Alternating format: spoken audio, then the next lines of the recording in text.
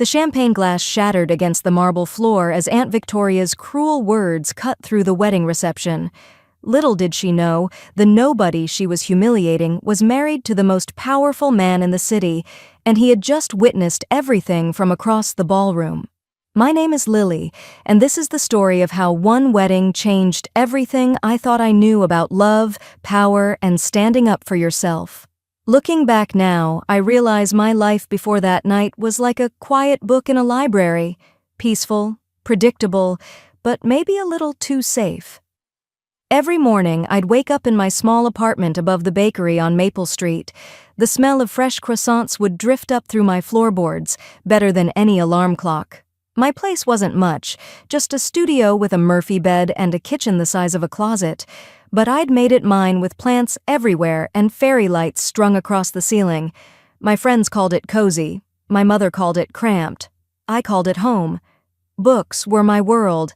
I spent my days surrounded by them, helping people find exactly what they were looking for, whether it was a cookbook for someone learning to live alone or research materials for a student's thesis. There's something beautiful about connecting people with the right story at the right moment. Mrs. Rodriguez would come in every week for romance novels to read to her bedridden husband.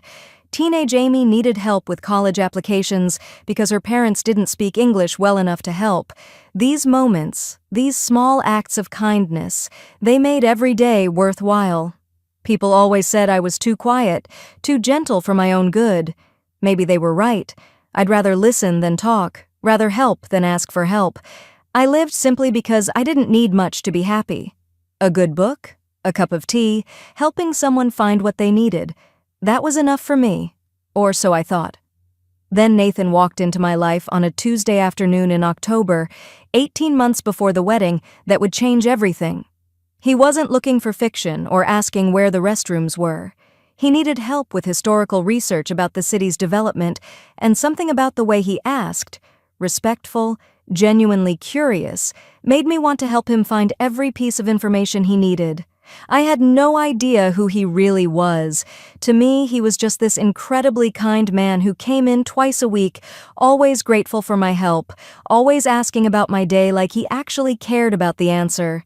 He'd spend hours going through old newspapers and city records, and we'd end up talking about everything: books, dreams, the way sunlight looked different in autumn. Our first coffee date happened almost by accident. It was raining, and I was closing up when Nathan appeared at the door, soaked through. He'd been waiting outside for an hour because he wanted to ask me something but didn't want to interrupt my work. "Would you maybe want to get coffee sometime?" he asked, water dripping from his hair. "I know this little place that makes incredible hot chocolate." That little cafe became our place. Every Saturday afternoon, we'd sit by the window sharing stories and laughing about the most random things. Nathan would bring me wildflowers he'd picked on his morning runs, not expensive roses, just simple daisies and dandelions that somehow meant more than any fancy bouquet. We'd take long walks through the park, holding hands and talking about books, about life, about dreams we'd never shared with anyone else. Our romance was quiet and real and beautiful. Nathan never made me feel like I needed to be anything other than exactly who I was. When he looked at me, I felt like I was enough. More than enough. He'd text me good morning every single day, bring me soup when I had a cold, listen to me talk about difficult patrons without ever suggesting I should find a better job. 6 months after we'd quietly gotten married in a simple ceremony with just us and a justice of the peace, no big wedding, just promises and rings and the purest kind of happiness, I received an elegant invitation in the mail. My college friend Rachel was getting married, and she wanted me there. I stared at that invitation for a long time. Rachel and I had lost touch over the years, running in completely different circles. She'd moved to the city, gotten into fashion, married into money. I wasn't sure I'd fit in with her crowd, but Nathan encouraged me to go. "She invited you because she cares about you," he said, kissing my forehead. "Besides, I'll be there too. Different arrival, different entrance, but I'll be watching out for you." The morning of the wedding, Nathan brought me coffee in bed like he did every day, along with a single white rose. "For luck," he whispered, pulling me close for one of those kisses that made the whole world disappear. We had our own little routine. coffee, morning news, stolen kisses before the day really began. He'd always leave for work with a "love you beautiful" called over his shoulder, and I'd watch from the window until his car disappeared around the corner. What I didn't know that morning, getting ready for Rachel's wedding in my simple blue dress, was that in a few hours, everything would change. The quiet, peaceful life Nathan and I had built together, morning coffee, Friday flowers, weekend adventures, was about to be tested in a way I never could have imagined. But in that moment, brushing my hair while Nathan hummed in the shower, I felt completely content. We had something real, something precious. Little did I know that our love was about to become very, very public. Rachel's wedding was everything mine wasn't. Grand, expensive, and full of people who seemed to measure worth by the price of your dress. The ceremony was beautiful, I'll give her that. St. Mary's Cathedral with its soaring ceilings and stained glass windows, hundreds of guests in designer outfits, flower arrangements that probably cost more than I made in a month. I sat in the back, feeling a little out of place but genuinely happy for Rachel. The reception was at the Grandview Hotel, the kind of place where they have separate forks for each course and waiters who glide around like they're performing ballet. I'd chosen my dress carefully, a simple navy blue number that was elegant without being flashy. It was the nicest thing I owned, and Nathan had told me I looked beautiful in it, but surrounded by women dripping in jewels and designer gowns, I felt like a sparrow in a room full of peacocks. I found my assigned table and tried to make small talk with the other guests. Most were polite enough, but I could feel their eyes scanning me, trying to place me in their social hierarchy. Where did I work? Who was my family? What was I driving these days? The questions felt like tiny needles, each one reminding me that I didn't quite belong in this world of country clubs and charity galas. That's when I met Victoria Henderson, Rachel's aunt on her mother's side. She swept up to our table like she owned the place, which, given her family's social standing, she practically did. Victoria was the kind of woman who wore her wealth like armor, perfectly styled silver hair, a suit that probably cost more than my monthly rent, and jewelry that caught the light every time she moved. "And you are?" she asked when she reached me, her smile not quite reaching her eyes. There was something in her tone that made me straighten up, like a teacher calling on a student who hadn't done their homework. "I'm Lily," I said, standing to shake her hand. "I went to college with Rachel. It's so nice to meet you." Victoria's handshake was brief and cold. "Oh, how lovely. And what do you do, dear?" The way she said dear made it sound like anything but an endearment. "I work with books," I said, trying to keep it simple. "I help people find information and resources they need." "How quaint," Victoria replied, her eyes already scanning the room for someone more interesting to talk to. But something made her pause and look back at me. Maybe it was the way I'd answered, or maybe she sensed an opportunity to establish her dominance. "And your husband? What does he do?" I felt my cheeks warm. Nathan and I had agreed to keep our marriage private for now. His world was complicated, and we wanted to protect what we had. "He's in business," I said quietly. Victoria's perfectly penciled eyebrow arched. Business. How wonderfully vague. She was like a cat who'd spotted a mouse, and I was starting to feel very small indeed. As the evening wore on, Victoria seemed to make it her personal mission to remind me of my place. She'd appear at my elbow during cocktail hour, making little comments that stung like paper cuts. "Oh, is that dress from a local boutique? How charming that you support small businesses." When I mentioned enjoying the library fundraiser last month, she practically laughed. "How wonderful that you have such simple pleasures." Other guests began to notice. I could see them watching our interactions, some with sympathy, others with the kind of fascination people have when they smell drama in the air. I tried to stay graceful, to remember that this was Rachel's special day, and I didn't want to cause any problems. But Victoria was relentless. During dinner, she made sure everyone at nearby tables could hear her. "Lily here works at the public library," she announced, as if she were sharing breaking news. "Isn't it wonderful how some people find fulfillment in such modest careers?" The conversation around us quieted. I felt heat rising in my cheeks, but I forced myself to smile. "I love what I do," I said simply. "There's something beautiful about helping people find exactly what they're looking for." "Of course, dear," Victoria replied with that fake smile. "Though I imagine the pay is rather limiting? How do you manage things like vacations or nice clothes or—" Her eyes swept over me meaningfully. "Events like this." I wanted to disappear. Every word felt like she was peeling away my dignity layer by layer. The other guests were pretending not to listen, but I could feel their attention like spotlights. I thought about Nathan, somewhere in this same room, probably networking or staying out of sight as we'd planned.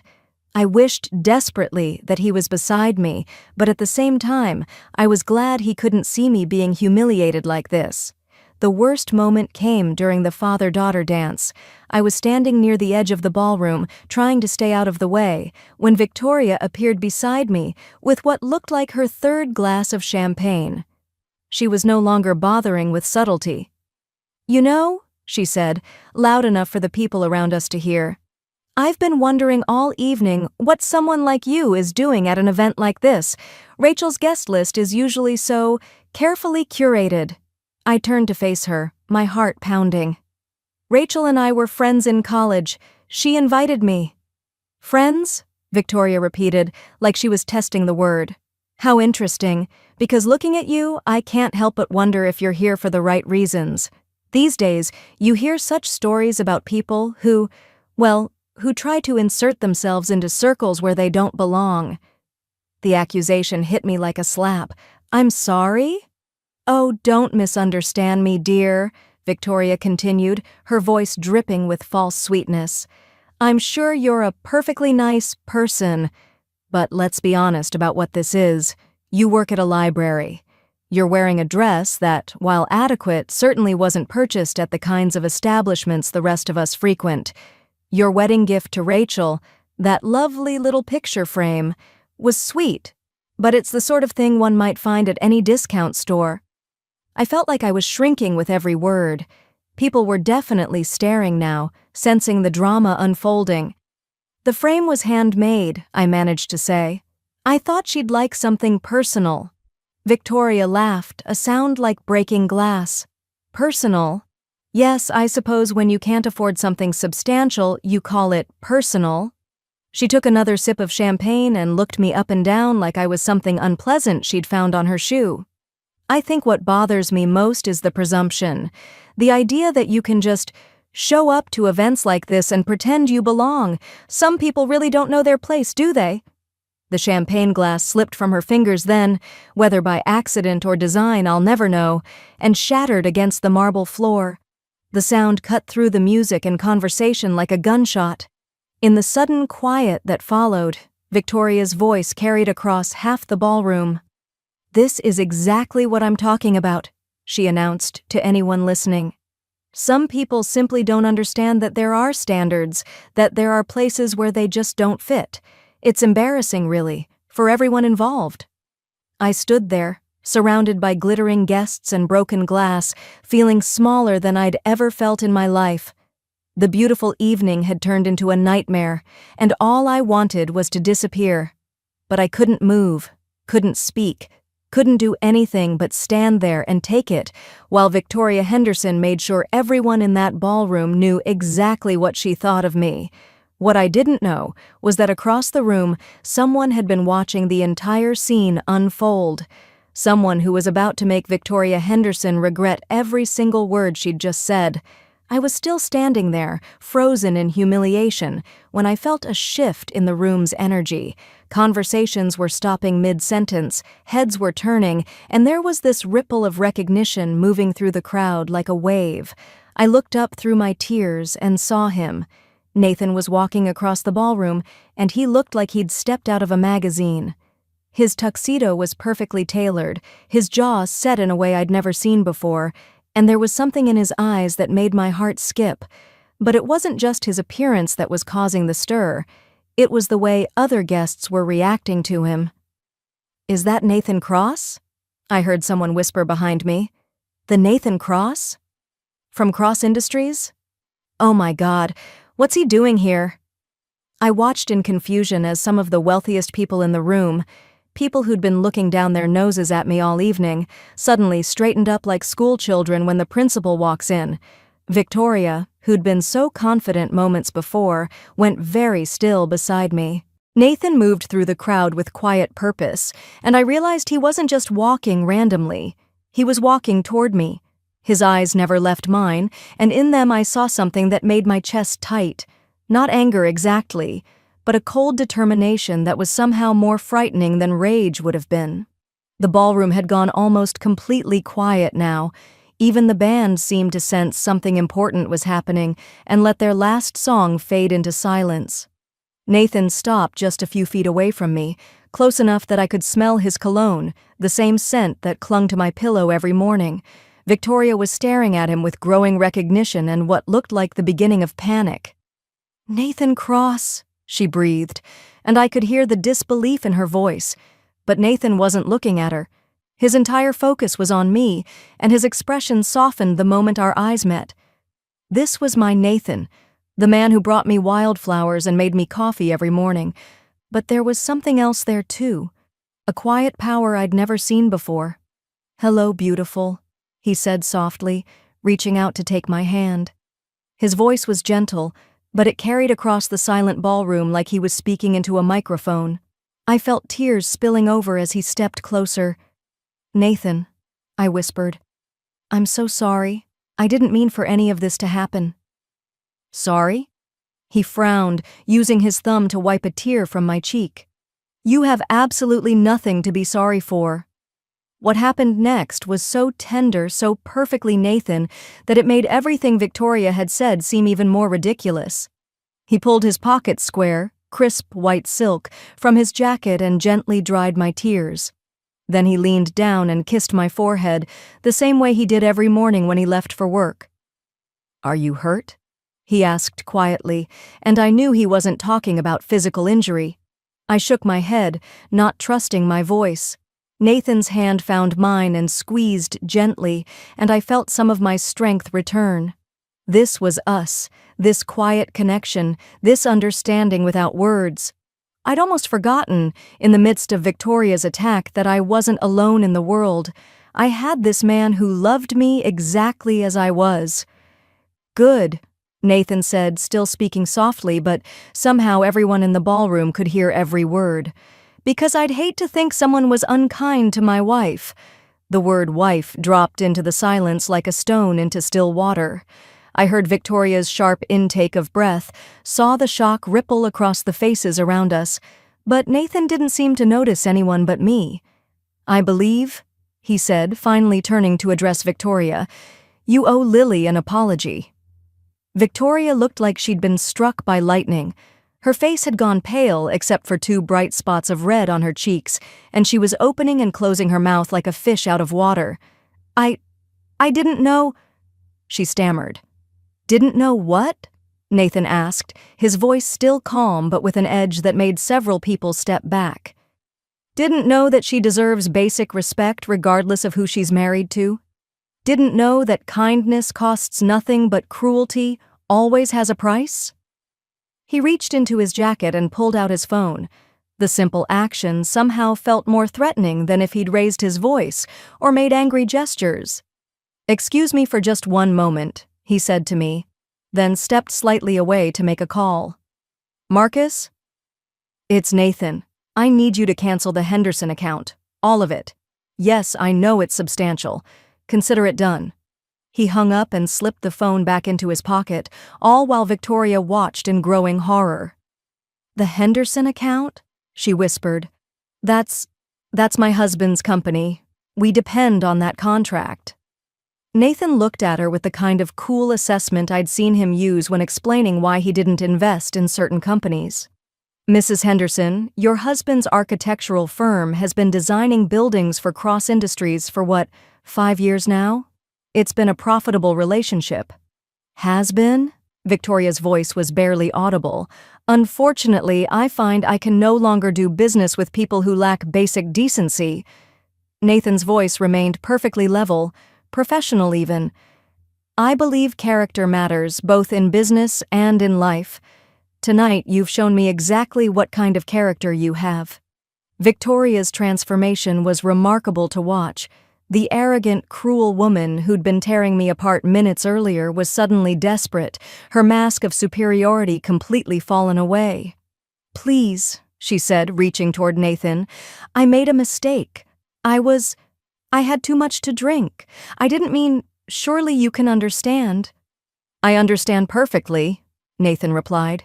"You saw someone you perceived as vulnerable and decided to make yourself feel bigger by making her feel smaller. That tells me everything I need to know about who you are." Other guests were pressing closer now, not wanting to miss a word. I could see phones being discreetly pulled out, people texting rapidly. This story would be all over social media within the hour. "I'll apologize," Victoria said frantically. "Right now, publicly. I'll tell everyone I was wrong." Nathan looked at her for a long moment, then shook his head. "Mrs. Henderson, the time for apologies was before you decided to humiliate my wife in front of a room full of strangers. Some actions have consequences that can't be undone with sorry." He turned back to me and offered his arm. "Shall we go home, my love?" Walking out of that ballroom on Nathan's arm was like stepping from a nightmare into a dream. The crowd parted before us, and I could feel the weight of hundreds of eyes, but for the first time all evening I held my head high. Nathan had his hand over mine where it rested on his arm, and he was whispering soft reassurances as we walked. "I'm so proud of you," he murmured as we reached the hotel lobby. "The way you handled yourself in there, the grace you showed even when she was being cruel, that's the woman I fell in love with." Outside, Nathan's driver was waiting with the car. But before we got in, Nathan stopped and turned to face me. He slipped off his tuxedo jacket and wrapped it around my shoulders, the same protective gesture he'd made 1,000 times before.